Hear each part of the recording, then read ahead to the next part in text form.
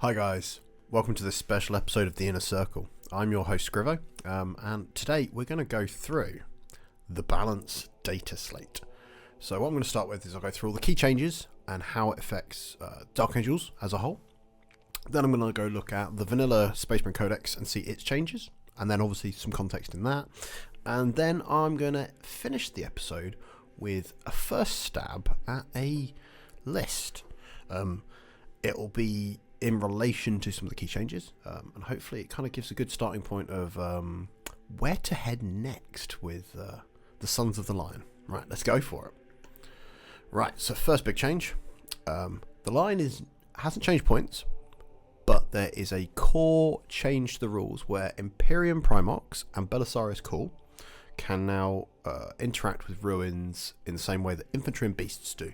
So as long as you can clear a ruin, you can go straight through it. That means you can charge through it.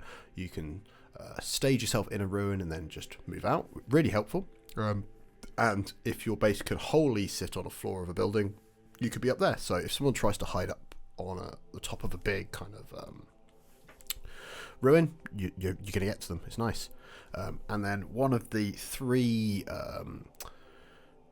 command ability selection kind of options you have, the no hiding from the Watchers, was it's a 6-inch aura of a 4-up feel no pain against mortal wounds.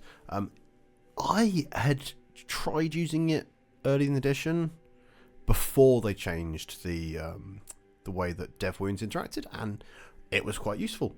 It going back to that because essentially now the way that mortal wounds and dev wounds interact is dev wounds are just mortal wounds that do not spill. So anything like the Watchers here, or Azrael, or the Deathwing Knights have gained their Feel No Pains here, which is really, I think, quite impactful. I wouldn't discount that at all. So yeah, despite the Lion being a monster, it means he can do things like just interact like people normally do, which is, I think, helpful. It makes me now, the biggest problem I had with him was not being able to hide him well enough without staging him. I found obviously I had to rapid ingress him quite a lot to get him set up, but then you're doubling up on that you rapid ingress in a place where you're at least a little bit harder to see, which then means you're probably behind some terrain, and then you got to just unpack him, which an 8-inch move isn't that far. Obviously in Gladius, advance and charge turn, good go turn for him. So yeah, I'm pretty happy with that. I think this makes him a little bit more of a tough choice now that I can kind of go, well, for 300 points I get quite a nasty beat stick here, so might be in a few more lists. Right, next one, Inner Circle Companions, one of my favourite units from a model standpoint. The problem they had was their two modes for their Calibanite Greatswords were AP1 and similar levels of attacks. So what they've now done is the strike, which is the lethal hits attack, gets AP2, really pretty solid. So if you're, say, in Gladius and you go Honour the Chapter, in the Assault phase, in Assault Doctrine, you're getting AP3 with the Lance. Pretty spicy stuff. And then the Sweep, which is the sustained hits 1 attack, has gained an attack and is now AP -2 as well. I really appreciate this because them being AP1 swords just felt a bit anemic, and kind of drawing that kind of comparison to them and Blade Guard veterans, it was just really hard to kind of justify taking them because they don't have the inbund. So I've used them. They're good. They were good. They were okay. But I think this kind of tips them up a little bit. So I'm gonna enjoy investigating with these guys. So yeah, pretty solid. I was nicely surprised by that. And then Deathwing Knights, the Mace of Absolution, so what used to be the terrifying thing in the big bricks of 10, has gained AP2, which I think is a really solid kind of solution to making it appear different to the power weapons. And then they've gained anti-monster and anti-vehicle 4-up. So you're in that situation now where, yes, it's only strength 6, but you're definitely, if you're swinging it into something that is a vehicle or a monster, you're there. And that, I think, is really nice because then you're just kind of just creating problems. I need to look if there's any ways of introducing dev wounds to them. I don't think there is, but that would be very spicy. Because imagine that, like, that would be very cool. And then the power weapons, so that the cool swords, they've gained damage too. So they've kind of given their damage output a bit of a boost, which I think is helpful. That combined with the Watch from the Dark once per game, popping for Feel No Pain 4-up against mortals, they are, again, a bit more survivable. Because the problem I had was, it was the same solution you had in 9th edition, that if you wanted to get rid of them, you just did mortal wounds. But in this situation, like previously with the way dev wounds interacted, there was no way of stopping it. So at least having the Watcher in the Dark once per game, being near the line if you're then pushing forward, so say they're both charging onto within a similar sort of area and they're either going to different vowed objectives or near each other, it's just there's an opportunity there. I think that's quite cool, so definitely shakes things up a bit. Right, so the Unforgiven Task Force was the original indexed attachment.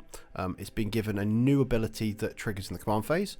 So in your command phase, you select one Adeptus Astartes unit from your army. Until the start of your next command phase, add one to the OC, so the objective control characteristic of models in that unit. Obviously, if you then do a battle shock test and they're battle shocked, completely undoes it. So you need to make sure it's a unit that you're going to kind of make maximum use out of. So I like the idea of putting this on a unit of 5 Deathwing Knights led by a Terminator Ancient, or a character leading some Inner Circle companions, because then you've got this situation where on the Ancient it doubles up, so you're adding 1, so you're adding 2, so you're potentially having 3 OC Terminators, which is really spicy, or 3 OC on your Inner Circle companions. Useful. I think it could be clutch when, especially if you're leaning into the Deathwing kind of builds, it then gives you the opportunity to have a presence on an objective and take it from someone. Obviously, if you should be killing things if you're using some good Deathwing units, but we'll see. I don't think this makes the Unforgiven Task Force a temptation to me. I've not played a game with it since the Codex, so I'm gonna give it a whirl, see what I can utilize out of it. The problem is it still centers around a lot of stuff being battle shocked, and unless I'm going into some Tyranids, and in them reality, if they know it's going to power me up, they're not going to do their Shadow in the Warp. But we'll see. I'll give it a whirl, and I will feed back to you guys. Right, Inner Circle Task Force, my favourite of the detachments, because I think it's the most flavoursome, has gained a start of movement phase ability, which is you select one of the following. So you either go Defensive Footing, which is select an objective you control, it becomes your vowed objective. Solid. So it centres around, instead of you just picking a vowed objective, you now have this challenge of like, it can be on the one I'm controlling it. So that means if, say, you're being attacked, you'd probably then, so say there's a big combat, or you're about to springboard some shooting from a point that you're already holding, you do it there. Especially if they're not on a point. So it being centered around your unit being within range, for range, it's great. So then the aggressive push, this one instead is select one or more objectives you don't control. Each unit within range of them counts as within range of your vowed objective. So essentially, if you're only holding 2 objectives, the other 3, you could go, right, they're my vowed objectives. So then Deathwing Infantry that target units within range of one or more of those vowed objectives get +1 to wound. So in that situation, if you're in combat, so Defensive Footing, I think it'd be, if you're being charged, I'd then put it on my home one. But in reality, if you're pushing out and kind of trying to project your power, your Deathwing Infantry, whether they're shooting or whether combat, need to be targeting stuff that are on objectives, because then you're going to be removing their primary. I think that'll be quite interesting. It feels slightly less kind of not like a non-entity, because when you'd pick one, people go, okay, I'm going to give you one target you probably will end up being able to utilize, and it ends up being kind of a bit of a nothing burger. I think it being done this way now gives me an opportunity to pressure my opponent with it. It doesn't let them kind of predict and pace how you do it, because if it's just them being on objectives, they go, right, I'm going to go away from it then, and that sucks. And then starting with the Codex Changes, so Ironstorm, the detachment that you saw a lot of Dark Angels players using, because the book detachments were a bit non-entity. There's 2 enhancement changes, which is the target augury web. It previously was an aura that gave out lethal hits. It's now command phase. You pick 1 unit within 6 inches of the bearer. I think this is a quality of life thing where it became like we're a little castle, and yes, it's a downgrade, but I think this then pushes you not to rely on being in a big castle. And same for this one, Master of the Machine War. It used to be you could fall back, advance, and shoot. Fall back or advance and shoot as an aura as well. This is now command phase, pick 1 unit within 6. And Mercy's Weakness, the strat that gave a unit in your army sustained hits 1, and if it was a vehicle, it got crits on 5. So you often did that where you plugged that into a unit and it did some good deleting. That's been increased to 2 CP. So it feels like they're trying to tone down what Ironstorm does, because it quite often became the default.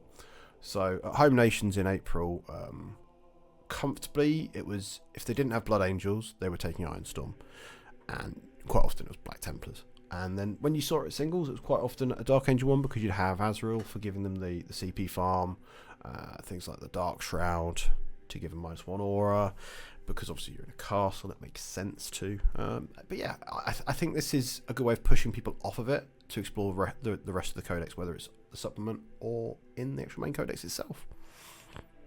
And then the big codex changes.